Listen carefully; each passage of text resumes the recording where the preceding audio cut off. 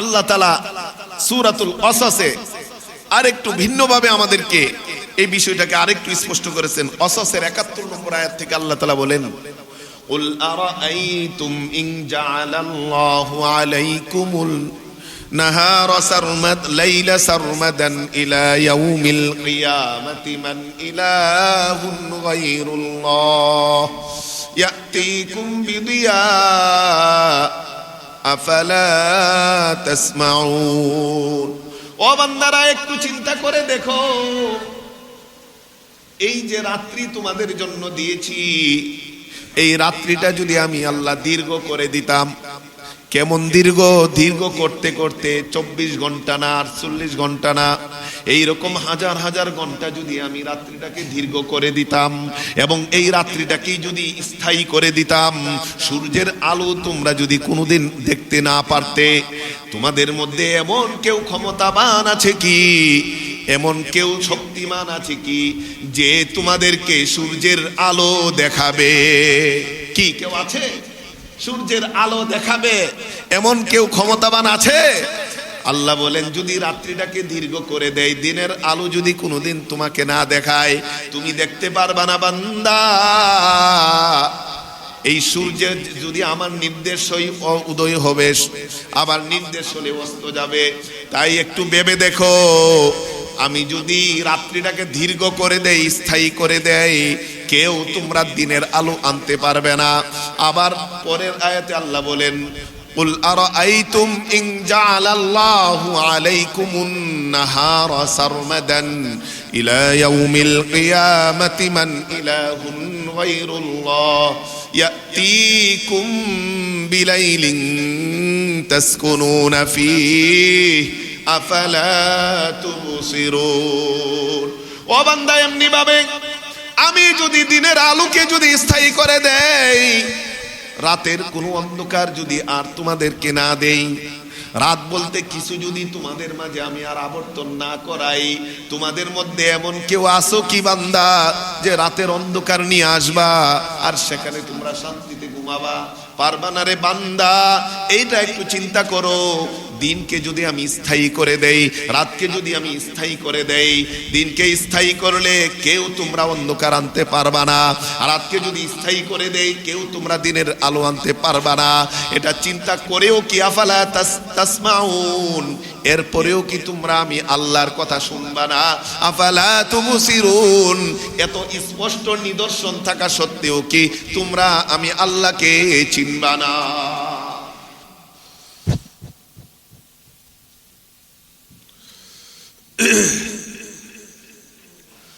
আসসালামু আলাইকুম ওয়া রাহমাতুল্লাহি ওয়া বারাকাতুহু।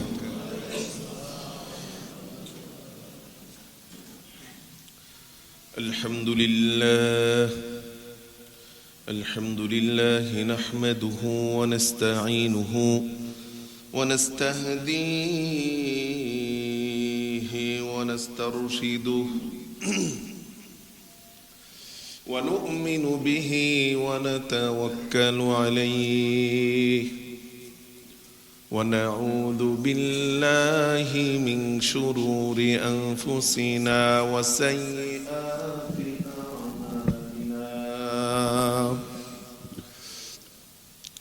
من يهده الله فلا مضل له ومن يضلله فلا هادي له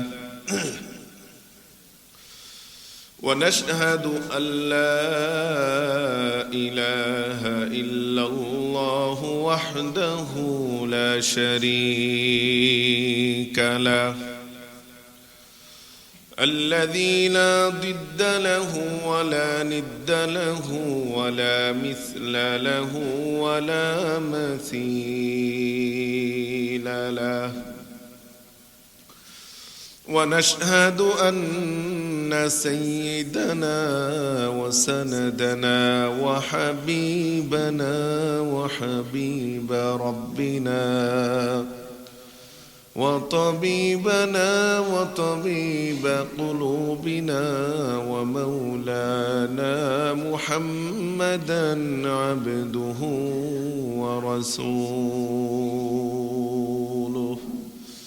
সকলে একটু প্রাণ খুলে প্রিয় নবীজির প্রতি দরুদ পড়ি। আল্লাহুম্মা সাল্লি আলা মুহাম্মাদিন ওয়া আলা আলি মুহাম্মাদ কামা সাল্লাইতা আলা ইব্রাহিম ওয়া আলা আলি ইব্রাহিম ইন্নাকা হামিদুম মাজিদ। اللهم بارك على محمد وعلى آل محمد كما باركت على إبراهيم وعلى آل إبراهيم إنك حميد مجيد. اللهم صل وسلم وبارك عليه. قال الله تبارك وتعالى في كلامه المجيد: أعوذ بالله من الشيطان الرجيم. بسم الله الرحمن الرحيم. ألم تر أن الله يولج الليل في النهار ويولج الليل في النهار ويولج النهار في الليل وسخر الشمس والقمر كل يجري إلى أجل مسمى وأن الله بما تعملون خبير.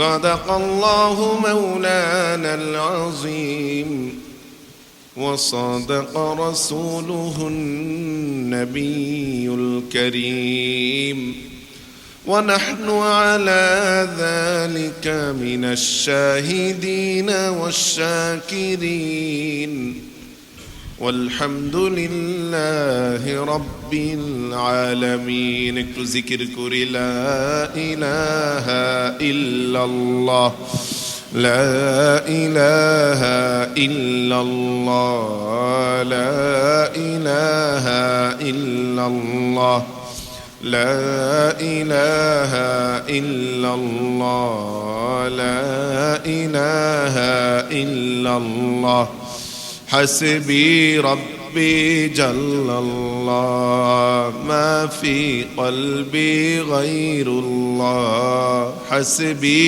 ربي جل الله ما في قلبي غير الله نور محمد صلى الله لا إله إلا الله لا إله إلا الله لا إله إلا الله لا إله إلا الله لا إله إلا الله محمد رسول الله صلى الله عليه وسلم. উপস্থিত সম্মানিত মুসল্লিয়ানে কিরাম, মুরব্বিয়ানে আযম, মহান রব্বে কারীমের দরবারে অসংখ্য গণিত শুকরিয়া আর কৃতজ্ঞতা জ্ঞাপন করছি যেই রব্বুল আলামিন আমাদেরকে পৃথিবীর দুনিয়ার হাজারো ব্যস্ততা থেকে ঝামেলা থেকে মুক্ত করে পবিত্র করে পৃথিবীর সর্বোৎকৃষ্ট স্থানে সর্বোৎকৃষ্ট আমল জুমার সালাত আদায়ের নিমিত্তে একত্রিত হওয়ার, কোরআন ও হাদিসের আলোচনা শোনার, নামাজের জন্য অপেক্ষা করে সমপরিমাণ সওয়াব অর্জন করার তৌফিকটুকু দিয়েছেন। সেজন্য সকলেই মনের গহীন থেকে মন উজাড় করে কালিমাতুশ শুকর একবার পড়ি আলহামদুলিল্লাহ। সম্মানিত হাজিরিন, আমরা সকলেই অবগত আছি যে আমাদের বর্তমান যেই মৌসুম ঋতু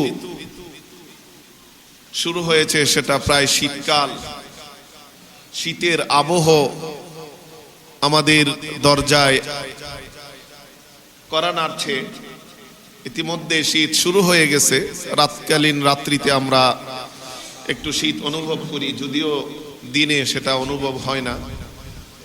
তবে দিনের সময়টা নাতিশীতোষ্ণ, না শীত না গরম, রাতে একটু শীত অনুভব হয়। এই শীত নিয়ে গরম নিয়ে, শীত গরম উভয়টাই আল্লাহর একটা নিদর্শন, আল্লাহর সৃষ্টি। এই নিয়ে সংক্ষিপ্ত আলোচনা আজকে শোনার চেষ্টা করব, বলার চেষ্টা করব। ওমা তৌফিকি ইল্লা বিল্লাহ। এই শীতকালীন আমেজ যখন আমাদের সমাজে বিরাজ করে, তখন আমাদের একদল ভাই আমরা প্রত্যেকেই কিছু না কিছু আলাদা পোশাক পরিচ্ছদ নিয়ে আমরা ভেবে থাকি, আলাদা একটা প্রস্তুতি নিয়ে থাকি। আলাদা পোশাক, আলাদা কম্বল, আলাদা তোশক, আলাদা লেপ, যেগুলো আমরা অন্য সময় ব্যবহার করি না, এই সময়ের জন্য আমরা সেটাকে ব্যবহার করি এবং সেটাকে বিভিন্ন জায়গায় সংরক্ষিত থাকে, এটাকে আমরা খুলে ব্যবহার করতে থাকি। অনেকেই তো আমরা মার্কেটে নতুন নতুন শীতের জামা কাপড় কিনতে ব্যস্ত হয়ে পড়ি। অনেকে আবার নিজের ত্বকের সুরক্ষার জন্য ব্যস্ত হয়ে পড়ি, যে শীতকাল ত্বক নষ্ট হয়ে যাবে, ডাক্তারি পরামর্শ থেকে শুরু করে সকল ত্বকের যত্ন নিতে থাকি। এমনি ভাবে অনেকে শীতকালীন পিঠা পুলি খাবার নিয়ে আমরা ব্যস্ত হয়ে পড়ি। কিন্তু মুমিন, আল্লাহর গোলাম, আল্লাহর বান্দা, আমরা কি একটিবার চিন্তা করেছি যে এই শীত এসেছে, নতুন একটি আল্লাহর নিদর্শন, এর প্রস্তুতি আমরা বিভিন্নভাবে নিচ্ছি, কিন্তু আমার ইবাদতের জন্য কি প্রস্তুতি নিচ্ছি, আমার আমলের জন্য এই শীতে কি প্রস্তুতি আমি গ্রহণ করছি, এটা কি কখনো ভেবে দেখেছি? সেটা ভেবে দেখি না, যদিও সেটা আমার মূল কাজ।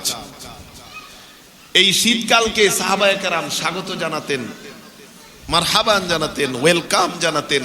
আব্দুল্লাহ ইবনে মাসউদ রাদিয়াল্লাহু তাআলা আনহু বলতেন, মারহাবান বিশশিতা তালা লাইলুহু লিল কিয়াম ওয়া সারা নাহারুহু লিস-সিয়াম। আব্দুল্লাহ ইবনে মাসউদ প্রখ্যাত সাহাবী, উনি বলতেন, ও শীতকাল, ওয়েলকাম, তোমাকে স্বাগতম, তুমি এসেছো আমাদের জন্য তানজিলু ফীহিল বারাকা, বরকত এবং রহমতের বাণী নিয়ে, সুসংবাদ নিয়ে এসেছো। কেন? বলে এই শীতকালের রাত হয় অনেক লম্বা, রাত হয় দীর্ঘ। সেই রাতে মুমিন ইবাদত করে মজা পায়, মুমিন তাহাজ্জুদ পড়ে সে আল্লাহর নৈকট্য অর্জন করে, মুমিন কোরআন তেলাওয়াতের মাধ্যমে আল্লাহর সান্নিধ্যে সরাসরি কথা বলে। সেই সুযোগ তুমি শীতকাল করে দিয়েছ। আবার দিনের বেলায় যেহেতু নেই গরম, নেই কোনো ক্লান্তি, যত কাজই করেন ক্লান্তি নেই, কষ্ট আসে না। আবার ছোট্ট দিন, এই দিনে রোজা রাখা অনেক সহজ। আব্দুল্লাহ ইবনে মাসউদ বলতেন, এই দিনে রোজা আল্লাহর নৈকট্যশীল বান্দা বানিয়ে দেয় এবং রোজাটা সহজ। এজন্য শীতকালকে সাহাবায়ে কেরাম ওয়েলকাম জানাতেন, স্বাগত জানাতেন, প্রস্তুতি নিতেন যে শীতের রাত আমার এইভাবে কাটবে, শীতের দিন এভাবে কাটবে, শীতের রাত আমার আল্লাহর ইবাদতে কাটবে, আর শীতের দিন রোজায় কাটবে। আবু হুরায়রা রাদিয়াল্লাহু তাআলা আনহু, সকলেই এই বিখ্যাত সাহাবীর নাম জানি, উনি কি করতেন? রাতটাকে 3 ভাগ করে নিতেন। উনি বলেন, সুলুসান লিন-নাওম, এই রাতের 3 ভাগ আমি ঘুমাতাম, 3 ভাগের 1 ভাগ আমি ঘুমের জন্য নির্ধারিত করে দিলাম। ওয়া সুলুসান লিল কিয়াম, আরেক ভাগ আমি আল্লাহর সামনে দাঁড়িয়ে দাঁড়িয়ে নামাজ পড়ার জন্য নির্ধারণ করে নিলাম। বলি সুবহানাল্লাহ। وثلثا فيه أذكر حديث رسول الله صلى الله عليه وسلم। এই শীতকালের রাতের 3 ভাগের 1 ভাগ আমি ঘুমাতাম, 1 ভাগ আমি দাঁড়িয়ে দাঁড়িয়ে নামাজ পড়ব। এজন্য আমি নির্ধারণ করে নিলাম আর 1 ভাগ আমি রাসূলের হাদিস চর্চা করে গবেষণা করে, কোরআন চর্চা করে গবেষণা করে ইলম অর্জন করব, মাসলা মাসাইল জানবো জানাবো।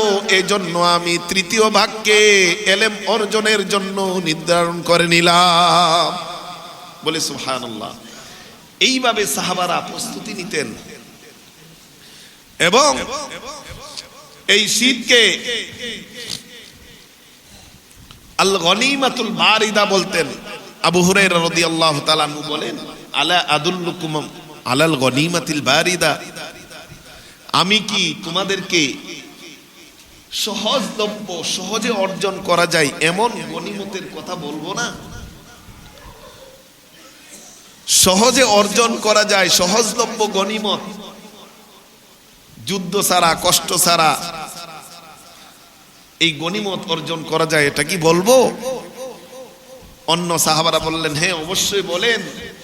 তখন বলেন যে আস-সাওমু ফিশ শিতা আল গনিমাতুল বারিদা, এই শীতকালের দিনগুলোতে রোজা রাখা, এই রোজার মাধ্যমে আল্লাহর নৈকট্য অর্জন করা, এটা সহজলভ্য গনিমত। বলি সুবহানাল্লাহ।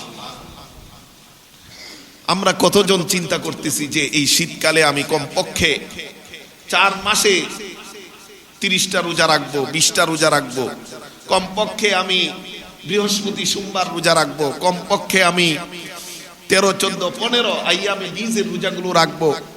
কতজনে চিন্তা করেছি। কিন্তু সাহাবায়ে কেরাম এই শীতকাল আসার আগে আগে এইভাবে ওনারা প্রস্তুতি নিতেন যে দিনগুলো রোজা রাখবো, রাত্রিগুলো দাঁড়িয়ে দাঁড়িয়ে আল্লাহর সান্নিধ্যে কথা বলবো।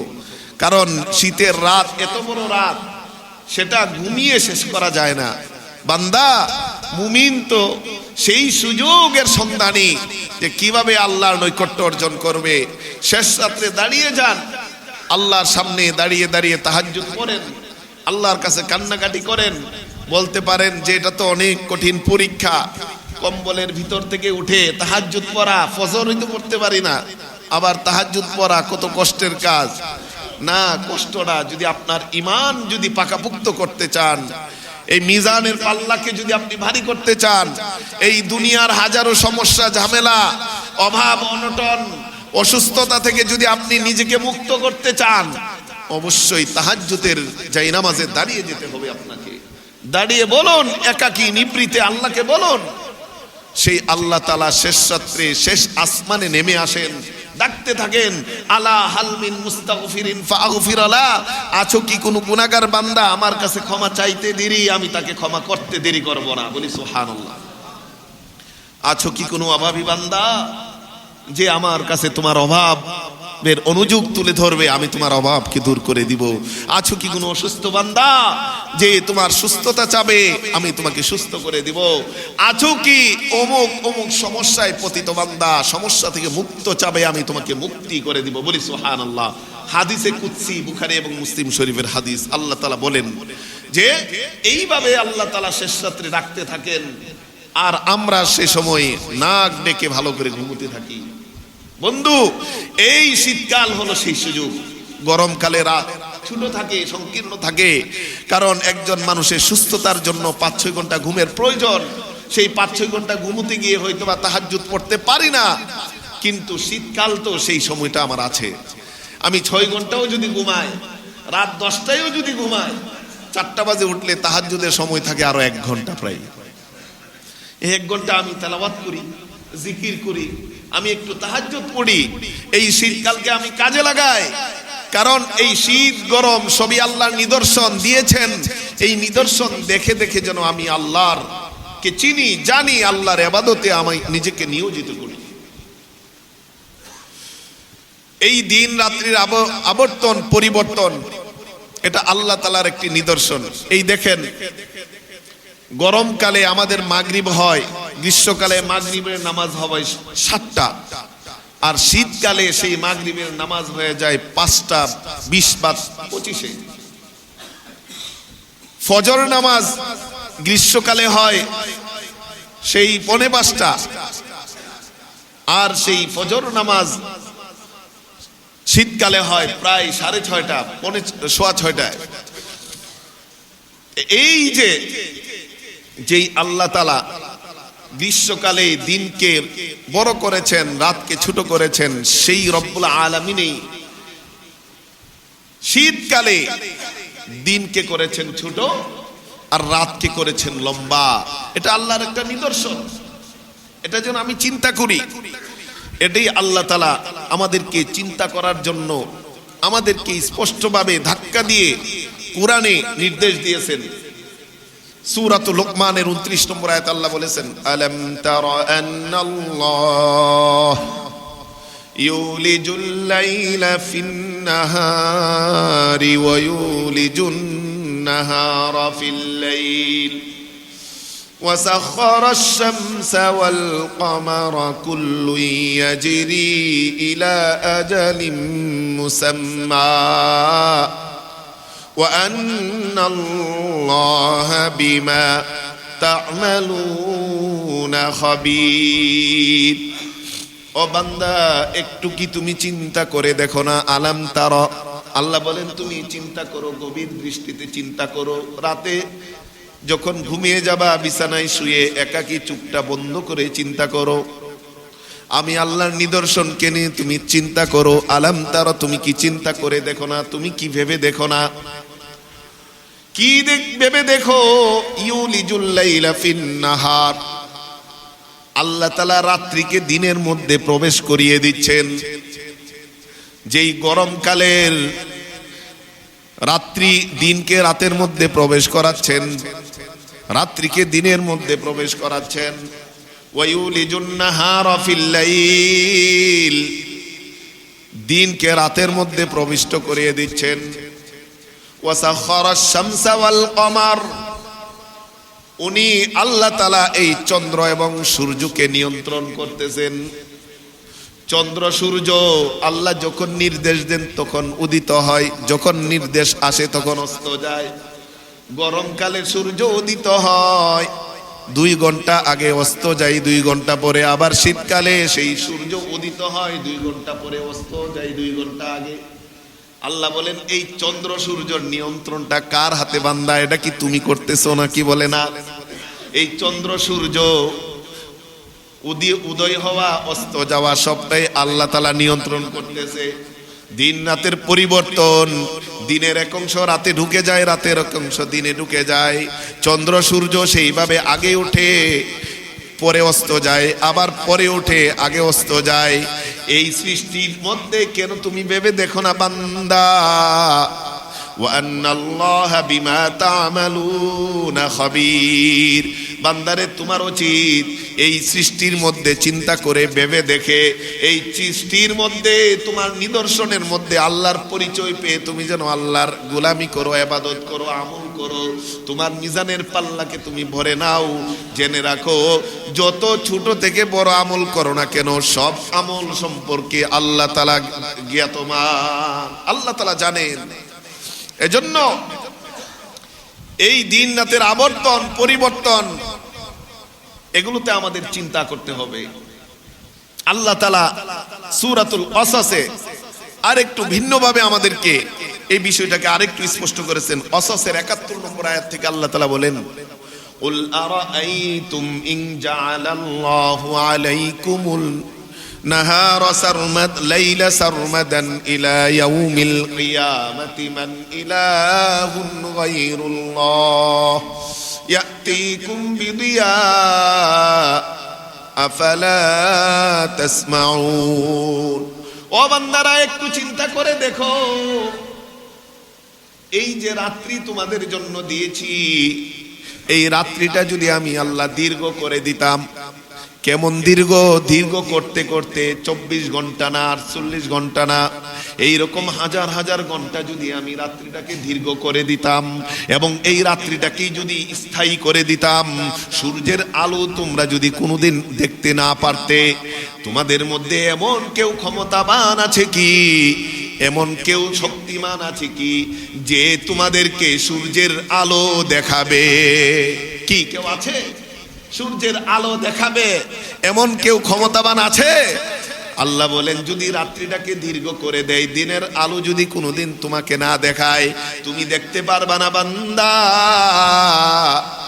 এই সূর্যের যদি আমার নির্দেশ উদয় হবে, আমার নির্দেশ হলে অস্ত যাবে। তাই একটু ভেবে দেখো, আমি যদি রাত্রিটাকে দীর্ঘ করে দেই, স্থায়ী করে দেই, কেউ তোমরা দিনের আলো আনতে পারবে না।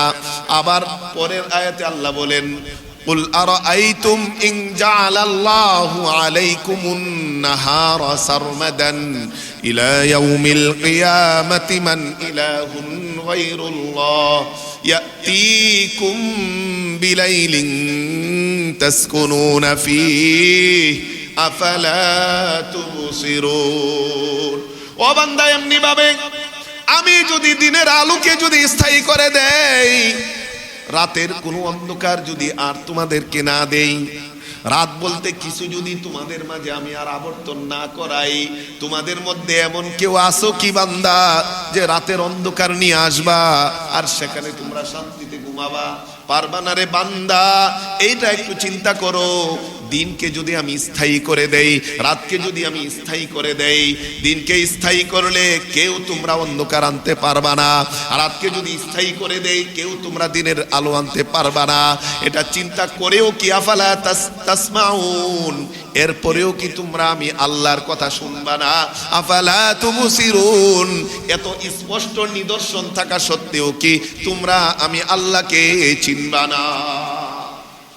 এত স্পষ্ট নিদর্শন দিয়ে আমি তোমাদেরকে বোঝাতে চাচ্ছি যে কেউ যদি, আমি যদি চাই আল্লাহ তোমাদের জন্য রাত দিব না, কেউ তোমাদেরকে রাত দিতে পারবে না। এত শান্তির ঘুম সেটা আর আসবে না। আর আমি যদি আল্লাহ চাই যে রাত দিন আর দিব না, সব রাত্রিই থাকবে, আর দিনে সূর্যের আলোতে কাজ আর করতে পারবে না। তাই এটা অনেক বড় আল্লাহর পক্ষ থেকে নিদর্শন এবং নিয়ামত। আল্লাহ তাআলা বলেন ওয়া মির রাহমাতিহি জাআলা লাকুমুল লাইলা ওয়ান নাহারা লিতাসকুনু ফীহি ওয়া লিতাবতাগু মিন ফাদলিহি ওয়া লাআল্লাকুম তাশকুরুন। সূরাতুল কসাসের ৭৩ নম্বর আয়াত। আল্লাহ বলেন আল্লাহর বিশেষ অনুগ্রহ, রহমত আর দয়ায় তোমাদের জন্য দিনও দিয়েছেন, তোমাদের জন্য রাত্রিও দিয়েছেন। তোমাদের জন্য দিন রাত্রি দিয়েছেন কেন? লিতাসকুনু ফীহি, সেখানে যেন তুমি শান্তি পাও, ঘুমিয়ে আরাম পাও, তোমার সারা দিনের কষ্ট ক্লান্তি যেন সব দূর হয়ে যায়, তোমার শরীরটা যেন সুস্থ থাকে। এজন্য আমি আল্লাহ তোমাকে রাত্রি দিয়েছি, এমনি ভাবে দিন দিয়েছি তুমি যেন আমি আল্লাহর রিজিক অনুসন্ধান করে সেটা গ্রহণ করতে পারো। তাই জেনে রাখো, রাত্রি দিন আমি আল্লাহ দিয়েছি। এই রাত্রি দিনের আবর্তনে চিন্তা করে আমি আল্লাহর পরিচয় নিয়ে আল্লাহর গোলামি করবা, এটাই তোমার কাছে বান্দা চাওয়া। এর বিপরীত করবা, তুমি আমার গোলাম না, নাফরমান হয়ে জাহান্নামে প্রবেশ করে যাবা। বলি না আউযুবিল্লাহ। সূরাতুল ফুরকানের ৪৭ নম্বর আয়াতে বলেছেন ওয়া হুয়াল্লাযী জাআলা লাকুমুল লাইলা লিবাসা ওয়ান নাওমা সুবাতা ওয়া জাআলান নাহারা নুশুরা। বান্দা, আমি তোমার জন্য রাত্রিকে করেছি আবরণ, রাতের অন্ধকার সব কিছু ঢেকে দেয়, সব কিছু স্তিমিত করে দেয়, সব কিছুকে শান্ত করে দেয়। এই শান্ত পরিবেশে তোমার ঘুমটা হবে সুন্দর, তোমার ঘুমটা হবে ওয়ান্নাউমা সুবাতা, তখন ঘুমটা হবে ক্লান্তি নিবারক। দিনে আপনি যদি 10 ঘন্টাও ঘুমান ক্লান্তি নিবারণ হবে না। 10 ঘন্টা ঘুমানোর পরে দেখবেন মাথা কেন কেন করে। রাতে যদি 5 ঘন্টা ঘুমান আপনার সব ক্লান্তি দূর হয়ে যাবে। কেননা আল্লাহ নিজেই কোরআনে বলেন ওয়ান্নাউমা সুবাতা, রাতের ঘুম তোমার জন্য আমি করেছি ক্লান্তি নিবারক, রাতটাকে করেছি আমি শান্তিময়, রাতটাকে করেছি আবরণযুক্ত। রাতের অন্ধকার সব কিছুকে যেমন ঢেকে দেয়, তেমনি ভাবে রাতের অন্ধকার সব কিছুকে ঠান্ডা করে দেয়, স্তিমিত করে দেয়, নির্জন করে দেয়, নীরব করে দেয়। এই নির্জন আর নীরবে তুমি ঘুমিয়ে তোমার ক্লান্তি নিবারণ করবা। ক্লান্তি নিবারণ করে আবার পরের দিন সকালে সেই নব মধ্যমে আমি আল্লাহর সেই গোলামি করে, গোলামি দিয়ে শুরু করে, ফজর নামাজ দিয়ে শুরু করে তুমি আমি আল্লাহর রিজিকের অনুসন্ধান করতে থাকবা, আমি আল্লাহর রিজিক তোমার কাছে অতি শীঘ্রই পৌঁছে যাবে। বলি সুবহানাল্লাহ। এজন্য এই রাত্রি এবং দিন দুটোটাই আল্লাহর পক্ষ থেকে অনেক বড় নিয়ামত আমাদের জন্য। এই রাত্রি দিনের আবর্তনটা আমরা শীতকালে এবং গরমকালে বুঝি, কারণ এক অংশ রাত্রিতে ঢুকে যায়, আরেক অংশ দিনে ঢুকে যায়। এই রাতের এই আবর্তন তো আছে, আবর্তনের পাশাপাশি শীত এবং গরম, তীব্র গরম, তীব্র শীত কোত্থেকে আসে, এর উৎস কি, সেটাও আল্লাহ রাসূল সাল্লাল্লাহু আলাইহি ওয়াসাল্লাম হাদিসে বলে গেছেন। বুখারী শরীফের 3210 নম্বর হাদিস, 3210 নম্বর হাদিস, আবু হুরায়রা রাদিয়াল্লাহু তাআলা আনহু থেকে বর্ণিত। প্রিয় নবী সাল্লাল্লাহু আলাইহি ওয়াসাল্লাম বলেন, ইশতাকাতিন নারু ইলা রাব্বিহা ফাকালা ইয়া রাব আকালা বা'দি বা'দান فأذن لي بنفسين فأذن له بنفسين نفس في الشتاء ونفس في الصيف فأشد ما تجدون من الحر وأشد ما تجدون من الزمهرير। রসুল বলেন, ও আমার উম্মতেরা জেনে রাখো, আল্লাহ তাআলা যখন জাহান্নামকে সৃষ্টি করলেন, জাহান্নামের আগুন এতই তীব্র, একে অপরকে খেয়ে ফেলতেছে, একে অপরকে গ্রাস করে ফেলতেছে।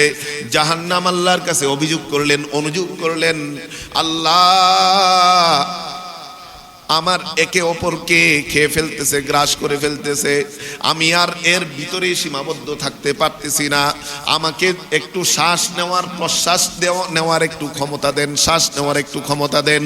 আল্লাহ তাআলা জাহান্নামকে দুইটা নিঃশ্বাস ফেলার ক্ষমতা দিলেন। একটা নিঃশ্বাস জাহান্নাম ফেলবে গরমকালে, আরেকটা নিঃশ্বাস জাহান্নাম ফেলে শীতকালে। রাসূল বলেন, তোমরা যে গরমকালে তীব্র গরম অনুভব করো, সেটা হলে জাহান্নামের ওই নিঃশ্বাসের একটা অংশ। আবার শীতকালে তীব্র শীত, ঠান্ডা যেটা অনুভব করো, সেটাও সেই জাহান্নামের শীতকালের সেই প্রশ্বাসের, নিঃশ্বাসের ফল। বলি না আউযুবিল্লাহ। এজন্য শীত গরম আল্লাহর সৃষ্টি, তবে তীব্র গরম, তীব্র শীত এটা জাহান্নামের নিঃশ্বাসের ফল। এটা বুখারী শরীফের হাদিসে স্পষ্ট প্রতীয়মান। তাইলে আমাদের অনেকের প্রশ্ন জাগতে পারে যে হুজুর, আমরা তো সবসময় শুনে আসছি যে জাহান্নামের সেই আগুনে মানুষকে পোড়ানো হবে, জাহান্নামে কি তাইলে ঠান্ডা জাতীয় কোনো শাস্তি আছে নাকি, আযাব আছে নাকি? এই হাদিস স্পষ্ট প্রমাণ করে যে জাহান্নাম হলো আযাবের জায়গা। আল্লাহ কখনো আগুন দিয়ে আযাব দিবেন, কখনো বরফ দিয়ে আযাব দিবেন। যখন বান্দা এই আগুনে পুড়তে পুড়তে বলবে, আল্লাহ একটু ঠান্ডা দাও, ঠান্ডা দাও, ঠান্ডা দাও, তখন ওই বান্দাকে ওই বরফের ফ্রিজের ভিতরে ঢুকাই দিবে, ঢুক, ঠান্ডা পাইছে, ঠান্ডাতে ঢুক।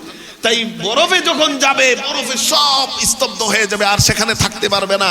সেখান থেকে আবার বলবে, আল্লাহ গরম চাই, গরম চাই, গরমে দিবে, আবার আগুনে ঠেলে দিবে। বলি না আউযুবিল্লাহ। এটাই আল্লাহ তাআলা কোরআনে কারিমে স্পষ্ট আকারে বলেছেন, জাহান্নামা ইয়াসলাউনাহা ফাবিসাল মিহাদ। সূরাতু সাদের 56 এবং 57 নম্বর আয়াত। আল্লাহ তাআলা বলেন, পাপিষ্ঠ বান্দা, ফাসিক বান্দা জাহান্নামে প্রবেশ করবে, সেটাই তার জাহান্নামে সে শাস্তি ভোগ করতে থাকবে, সেটা তার কতই না নিকৃষ্ট স্থান। লা ইয়াযুকুনা ফিহা বারদাও ওয়ালা শারাবা ইল্লা হামিমাও ওয়া গাসসাকা। এই জাহান্নামে সে কোনোদিন কোমল পানিও পাবে না, সফট ড্রিঙ্কস পাবে না, আবার চাও পাবে না, কফিও পাবে না। হ্যাঁ, সে শুধু পাবে সেখানে, যদি সে চা কফি চায়, তাহলে জাহান্নামের সেই তীব্র গরমের পুষ তাকে দেওয়া হবে, হামিম দেওয়া হবে, যেটা সেই খাওয়ার আগেই নারী বুড়ি সব পায়খানার রাস্তা দিয়ে বের হয়ে যাবে। বলি নাউযুবিল্লাহ। আবার যদি সফট ড্রিঙ্কস চাই, ঠান্ডা পানি চাই, ঠান্ডা কিছু চাই, আল্লাহ তাআলা সেই ঠান্ডা বরফের এমন কিছু দিবেন, যেটা হলো ওয়াসাক। এই পুষগুলোকে ঠান্ডা বানিয়ে এমন বরফ আকারে দিবে, সেই বরফ আর সে মুখে নিয়ে গিলতে পারবে না। বলি না আউযুবিল্লাহ। আল্লাহ তাআলা জাহান্নামীদেরকে গরম চাইলে গরম পুষ দিবে, ঠান্ডা চাইলে ঠান্ডা পুষ দিবে, কোনোটাই সে খেতে পারবে না। এটাই আল্লাহ বলেন যে ইল্লা হামিমা ওয়া গাসসাকা, সেখানে হইলে তীব্র গরমের পুষ, তাকে খেতে দেওয়া হবে, অথবা তীব্র ঠান্ডার সেই ঠান্ডা জাতীয় পুষ তাকে খেতে দেওয়া হবে। তাই কোনোটাই সে পারবে না। তাই বান্দার সেই জাহান্নামের আযাব যে কত ধরনের কত প্রকারের, জাহান্নামীরা সেখানে গেলেই অনুভব করতে পারবে। আল্লাহ তাআলা আমাদের প্রত্যেককে সেই জাহান্নামের কঠিন আযাব থেকে মুক্ত করে দেন, সকলে বলে আমিন। আল্লাহ তাআলা বলেন জাহান্নামা ইয়াসলাউনাহা ফাবিসাল মিহাদ, জাহান্নামে যারা ঢুকবে সেখানে সাধারণ কোনো পানীয় পাওয়া যাবে না, সাধারণ কোনো খাবার পাওয়া যাবে না, সাধারণ কোনো ড্রিঙ্কস পাওয়া যাবে না। জান্নাতীর থেকে যদি চায়ও, জান্নাতীর থেকেও তারা হারাম। সেই আল্লাহ তাআলা সূরাতুল আরাফে বলে দিয়েছেন, জাহান্নামীরা জান্নাতি ভাইদেরকে বলবে, জান্নাতি ভাইদেরকে বলবে, ও ভাই, ও বন্ধু, ও পিতা, ও মাতা, ও আমার কাছের কলি, আমাকে জান্নাত থেকে একটু পানীয় দাও, একটু খাবার দাও, একটু খাবার দাও। ওয়ানাদা আসহাবুন নারি আসহাবাল জান্নাতি আন আফিদু মিনাল মা আও মিম্মা রাযাকাকুমুল্লাহ ক্বালু ইন্নাল্লাহা হাররামাহুমা আলাল কাফিরিন। তখন জান্নাতি বন্ধু ভাই বলবে, ওরে ভাই, তোরে কত নামাজের কথা বলেছি, কত হারাম ইনকাম থেকে বেঁচে থাকার জন্য বলেছি, কত আল্লাহর পথে ডেকেছি, তুই শুনিস নাই দুনিয়াতে। এখন তুই জাহান্নামের অধিবাসী হয়েছিস। যা দুনিয়াতে বিপদে পড়লে আমি এগিয়ে আসতে পারতাম, কিন্তু আজকে জান্নাত থেকে যেই খাবার পানীয় চাচ্ছিস সেটা আল্লাহ তাআলা জাহান্নামীদের উপর হারাম করেছে। আজকে জান্নাত থেকে জাহান্নামে খাবার দেওয়ার কোনো অনুমতি সহযোগিতা থাকবে না। তাই বন্ধুগণ, সেই জাহান্নামের আযাব অনেক তীব্র কঠিন হবে, সেটা আমরা একটু ধারণ করি, অনুভব করি। আল্লাহ তাআলা যেন আমাদেরকে জাহান্নামে প্রবেশ না করান, কারণ জাহান্নামের আযাব এতই কঠিন। বলতে পারেন যে 10 বছর, 20 বছর, 100 বছর, 200 বছর জাহান্নামে জ্বলে তারপরে জান্নাতে যাব, কি হবে? এমন অনেক নালায়েক বান্দা এমন কথা বলে। ভাই, 1 বছর না, 1 দিন না, 1 ঘন্টা জাহান্নামের আযাব সহ্য করার ক্ষমতা আমার আপনার নাই, থাকবে না। এজন্য জাহান্নাম থেকে রাসূল সবচেয়ে বেশি পানা চাইতেন, আল্লাহুম্মা ইন্না নাউযু বিকা মিনান নার নাসআলুকাল জান্নাতা ওয়া নাউযু বিকা মিনান নার। আল্লাহ, তোমার জান্নাত চাই, জাহান্নাম থেকে পানা চাই। তাই এই জাহান্নামের সেই যে নিঃশ্বাস, এই নিঃশ্বাসের একটা অংশ হলো তীব্র শীত, এই নিঃশ্বাসের একটা অংশ হলো তীব্র গরম। সেজন্য এই যখন কঠিন শীত আসবে তখনও আল্লাহর কাছে পানা চাও, আল্লাহ, এই শীত হয়তো বা জাহান্নাম থেকে আসছে, এই শীত থেকে আমাকে হেফাজত করো।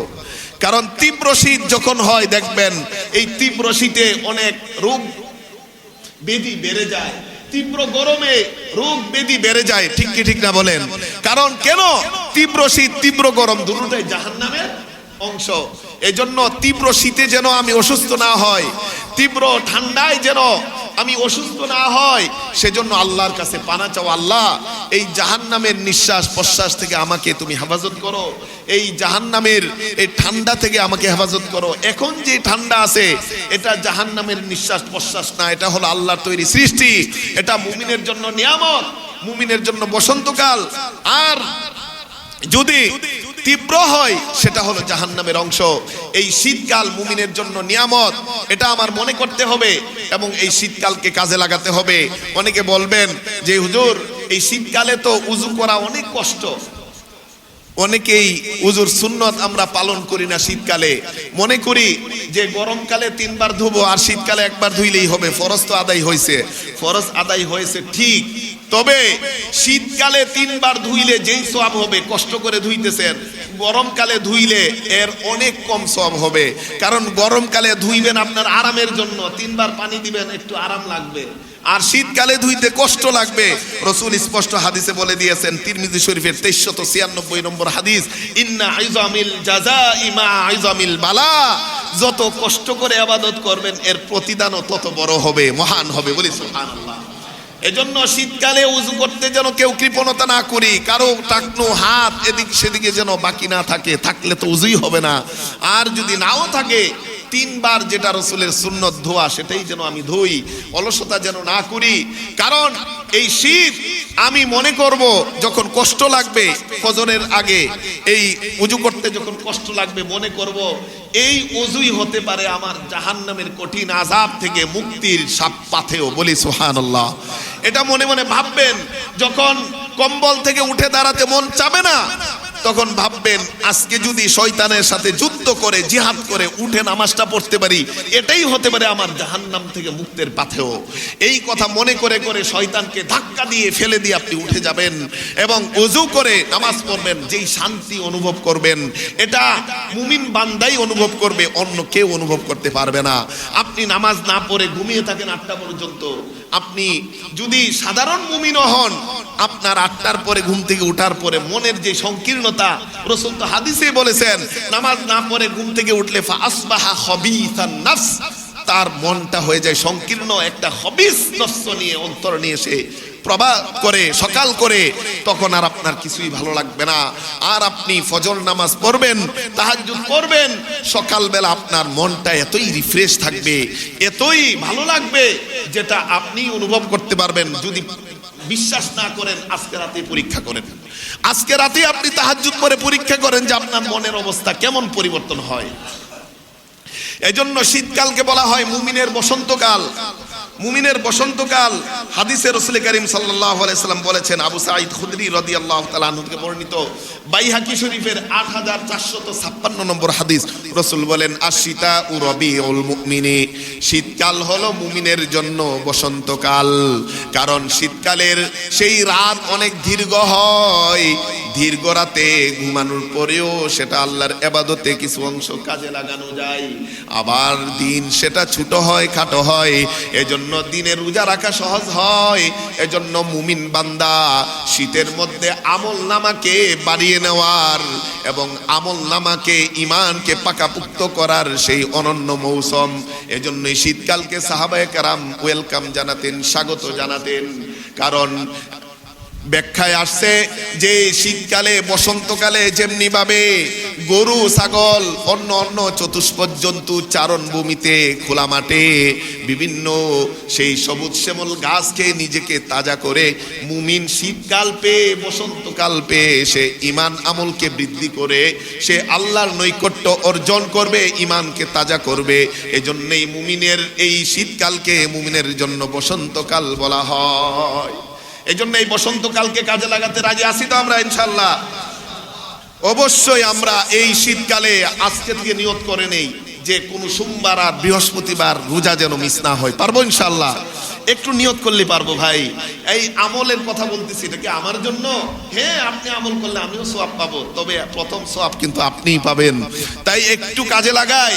এত স্বল্প দিনে, যেই দিনে কোনো ক্লান্তি নাই, আপনি যত পরিশ্রমের কাজই করেন দেখবেন ক্লান্তি লাগে না। এটা শীতের একটা নিয়ামত। এজন্য বৃহস্পতি, সোম এবং আইয়ামে বীজের রোজাগুলো কমপক্ষে রাখবো, যারা পারি আরো বাড়িয়ে রোজা রাখবো। আর রাতের গুলোতে নিয়ত করে নেই যে আজকে থেকে আমি তাহাজ্জুদ পড়বো, তাহাজ্জুদ যেন মিস না হয়। 4টা বাজে উঠে যান, উঠে তাহাজ্জুদ পড়েন, কোরআন তেলাওয়াত করেন, একটু জিকির করেন, রাসূলের উপরে দরুদ ও সালাম পেশ করেন, ফজর নামাজ এসে জামাতে পড়েন। তারপরে আপনি দেখেন আপনার মনের অবস্থা কতটুকু পরিবর্তন হয়। কারণ বনি ইসরাইলকে যখন আল্লাহ তাআলা মান্না সালওয়া পাঠিয়েছিলেন, সেটাও এই ফজর উদয়ের আগ মুহূর্তে দিয়েছিলেন। নির্দিষ্ট সময় থাকতো, যারা সকালে ঘুমাই থাকতো তারা মান্না সালওয়া সংগ্রহ করতে পারতো না। তাই আল্লাহর পক্ষ থেকে নিয়ামত, আল্লাহর পক্ষ থেকে সুস্থতা, আল্লাহর পক্ষ থেকে অভাব অনটন থেকে মুক্তি যদি চান, আপনি সে সময় দাঁড়াতেই হবে, সে সময় দাঁড়াইতেই হবে। আল্লাহ তাআলা আমাদেরকে এই শীতকালকে অফুরন্তভাবে বসন্তকাল হিসেবে, মুমিনের পাথেয় অর্জনের কাল হিসেবে কাজে লাগানোর তৌফিক দান করুন। বন্ধুগণ, এই আমলের মধ্য থেকে আরেকটি অন্যতম আমল হলো, এই শীতকালের সকল আমলের আরেকটি আমল হলো দান সাদাকা। আপনারা প্রত্যেকেই অবগত আছেন যে আমাদের এই মসজিদের নির্মাণ কাজ নতুনভাবে নতুন উদ্যমে শুরু হয়েছে। তাই এই মসজিদের নির্মাণ কাজকে এগিয়ে নিতে হবে আমাকে, আপনাকে, আমরাই এগিয়ে নিব। তাই এই মসজিদ নির্মাণে বর্তমানে যেটা প্রয়োজন, 200